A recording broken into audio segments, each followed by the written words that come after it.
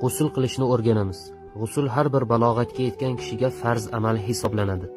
Hozirgi kunda ko'pchilik balog'atga yetganlar, hatto uylanganlar ham g'usl qilishni bilmasligi achinarli holat. G'uslni farzlarini bilmasdan inson qancha cho'milmasin baribir poklanmaydi.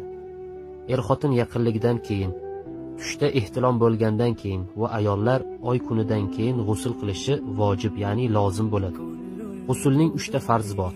Birinchisi og'izni yuvmoq, ikkinchisi burunni chayqamoq, uchinchisi badanning hamma joyiga suv yetkazmoq. Keling g'uslni farz va sunnatlari bilan mukammal o'rganib chiqamiz. G'usl qilishni niyat qilgan odam avvalo a'udhu billahi minash shaytonir rojim, bismillahir rohmanir rohim deb poklanishni niyat qiladi. Keyin 2 qo'lini yuvadi. Keyin avratlarini yuvadi. Badanida najosat bo'lsa yuvib tashlaydi. So'ngra xuddi namozda qilganidek tahorat oladi. Bunda og'iz va burunni mubolag'a bilan chayqaydi. Suv to'planadigan joy bo'lsa oyoqlarini keyin yuvadi. So'ngra boshiga suv qo'yib ishqab yuvadi. Badaniga 3 marta, avval o'ng yelkasidan, keyin chap yelkasiga suv qo'yadi. Qo'li bilan badanni ishqaydi. G'uslning oxirida boshqa tarafga o'tib oyoqlarini yuvadi. Agar suv to'planmaydigan joy bo'lsa, o'sha joyda yuvsa ham bo'laveradi.